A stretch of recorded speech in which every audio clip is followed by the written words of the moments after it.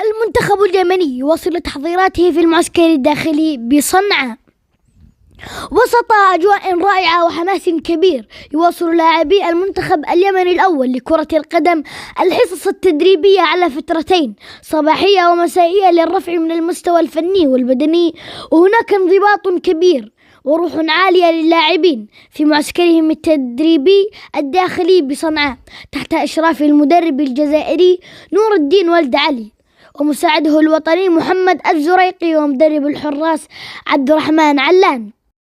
وتجدر الإشارة إلى أن المنتخب اليمني يستعد لخوض المباراة القادمة التي ستجمعه أمام المنتخب الإماراتي ذهابا 21 مارس القادم ضمن التصفية الآسيوية المؤهلة لكأس العالم 2026 وكأس آسيا 2027، وفي إطار منافسات المجموعة الثامنة التي تضم إلى جانبه المنتخب الإماراتي والبحرين.